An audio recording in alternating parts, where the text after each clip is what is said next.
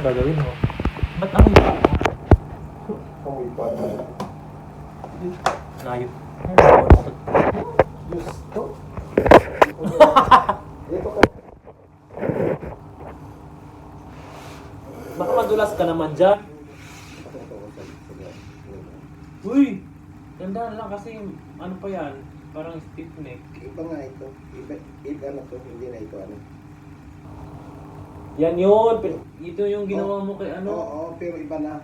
Hindi na kanyan. Iba pala yung na ano. Ikaw na bahala sa mga utang ko ha. 200 na lang yun. Buisit ka. Hoy, naka nga. Oh, mag-relax ka. Natakot ako eh. Huwag ka matakot. Ganyan. Huwag ka mo. Kasi hindi na ito yung... Saan ba ang kamay ko eh? Nasa kanyang ka lang. Okay mo. Okay mo dyan. Tapos ibababa mo. Para may ganyan ka pa. Yan. Ganyan.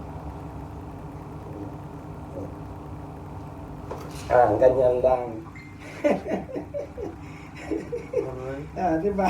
Hindi na yung tinutwist ko ng ganyan. Dito lang. Alay mo naman. Ito yung ginagawa ng doktor eh. Yan ang gagayahin mo. Pagka na. Relax mo lang kasi. Relax. Sino mo magre-relax niyan? Inatatakot nga. Nakakatakot. Diyos ko. Pwede na lang. Gaganyanin kita. Ganyan mo lang. I-relax mo lang kasi. Diyos ko. Ganyan o. Ilaylay mo ganyan. Ba't ka matatakot? Eh siyempre. May utang pa ako eh. Diyos ko. Relax ka lang. Relax. Wala. Diyos ko. Kasi parang hindi mo wala.